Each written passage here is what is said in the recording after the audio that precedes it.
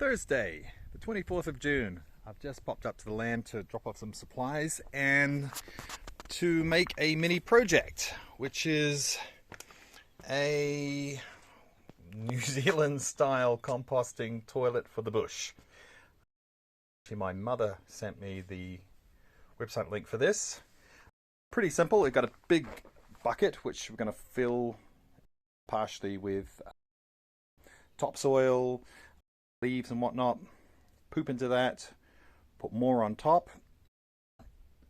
I'm going to leave it out in the sun, get the temperature up, kill the bacteria. Keep pooping, keep topping it up. When it's all full, make a compost area, leave that for a year or two, and yeah, job done. It's not supposed to smell. So yeah, so to make it, I just went to the hardware store yesterday and bought 2 pieces of wood for the there's 40 centimeter spans, 1, 2, 3, 4. I've drilled up and down and put in braces in each corner. Done that for 2 sides. I took last night at home the jigsaw, cut a rough toilet hole in this in the wood here, secured with 3 screws on this side, 3 screws on this side. It's a little bit higher, a little bit taller than your average at-home toilet, which is probably more down sort of this level. But I want that little extra space to be able to move the bucket in and out. Just attach the toilet seat, little cheap one from Leroy Merlin, and good as gold. So I'm going to store this downstairs in the lower area. That's not going to be up here. Now, what else I brought up to the land today was a bunch of things. I bought 5 of these buckets online, nice and big. The most important feature is they have a sealable top. I've come to bug land and there's no way I'm going to keep them out, so everything I want to keep secure and away from bugs has to be airtight. So airtight seal on that one. I put all the soft items in there. Sleeping bag,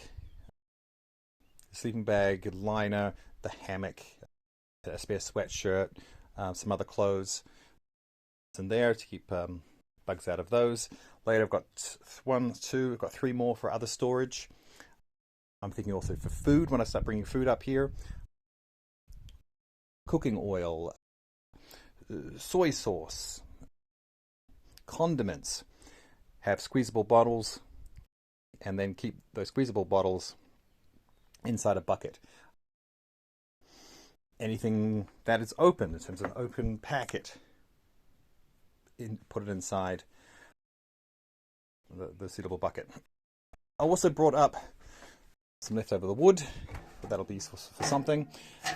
Bought some aluminium pipe and a 90-degree turn, which is going to be my air intake for the fire pit I'm digging.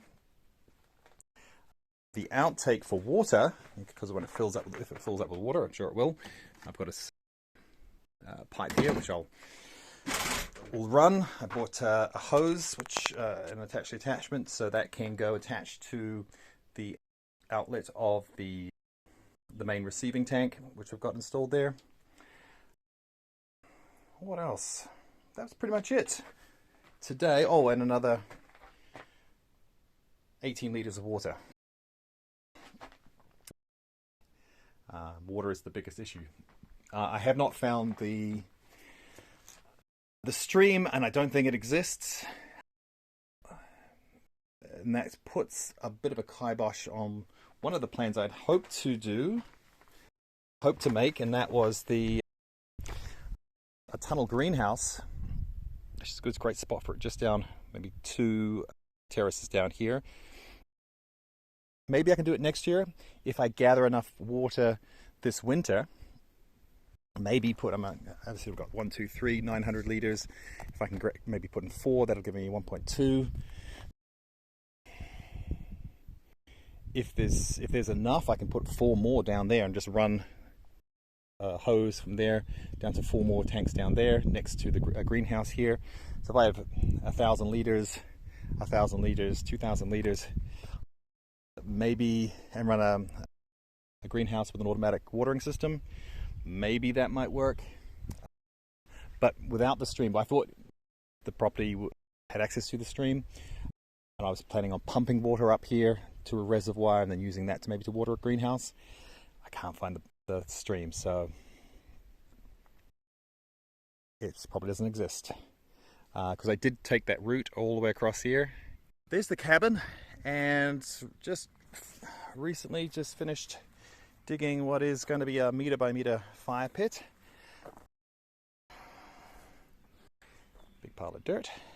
So what I was thinking for this area was fire pit, which I'm going to line at stones at the bottom and on the sides. Put a tunnel out here or here with a metal tube for air inflow down to there, and I'll put another one out here, out there. The idea for that would be for water that'll accumulate in there. So that's yet to be done. But I did the strimming, brush cutter rather, over here, which I think would be a good place for a camping area. Okay, this is the next mini project, which is coming along. I'm taking a break. Some water. It's hot. I've got a little sunshade up to attach to a couple of olive trees and whatnot. It's doing a decent job. I'm also finding underneath the sunshade, in the shade, I'm less attacked by wasps and flies and bees wanting to have a little drink of me. So double benefit. All right, so what we got so far? There's a tube of the 90 degree at the end, which I'm going to use for an air intake. That's going to go up here. I'm going to use the remainder of the netting I use for the gutter to cover the top at that end. Wrap that around so that'll be buried in the earth there, sticking out maybe just a fraction. Around the pipe here, I'm thinking probably small stones at the bottom rather than big stones. Big stones lining the walls. Now I've also already dug out, you can see the pipe there, the water exit pipe. When in winter time this fills, when it rains a lot here, this is going to fill up with water. I've got the exit pipe there. I've just got it blocking a small stone at the front here, just don't want to get it filled in with dirt just yet. So I've got so this task is dig down at a tighter angle, so that end's got to be buried. That's going to go down to near the base, so we've got a lot more digging to go in here. The next task after that is sourcing stones like this, but unfortunately most of them are larger, from around the property to line the exterior. And then on the far side of the ruin, there's a bunch of smaller rocks just down the side of the ruin as it comes down this way. So I've got a bucket. I'll fill up the bucket up there, collect those, dump those in the bottom. Then I'm ready to go. Got a lot of wood on the property, obviously. A lot of it's stuff I've chainsawed. For instance, branches like that, so not big meaty logs. But I've got a lot of this stuff to burn. Ideally, I'd have a wood chipper up here, and I could wood chip this and use those wood chips to put down on the dirt. But that's, you know, they're expensive and they're heavy. So yes, I could buy one. I could bring one up here, and maybe I'll do that in the future. That would certainly make a lot of sense. The wood chip, that biomass on the earth, fantastic. But even if I buy one and bring it up here, a gas-powered one, just lugging it up here is yeah, it's going to be difficult. I've reached a temporary end for the project fire pit. So I tend to find, personally, reach a point where it's functional and then I stop. Just mentally, I'm like, yes, I need to line the outside around here with more stone. That's But as I don't know when I'm ever going to use this, I can put that off onto a new project. So I've got the water pipe behind this stone here, leading here. I've got the air intake, which between those stones, heading up there with the netting across the top. So yeah, when we start the fire, it'll be up in this corner. Then move it into the center. So what I'm thinking is for this, maybe the next time I'm up here, I have a small fire in here, see how it performs. Before I do that, though, I need to trim this olive tree, prune it back. So that's going to be a task for now, I guess. Start making an attempt on that. It's getting pretty late in the day. But there's sort of the rough fire pit idea. About 80% done. It's functional. At least I think it's functional. Same with the guttering. I still haven't clipped the zip ties and cut them short. But it's functional. If it ever rains up here, it's going to catch water. See how it goes. Part of my thinking is leaving it incomplete is, what if it doesn't work? What if something's wrong? I need to fix it, maintain it.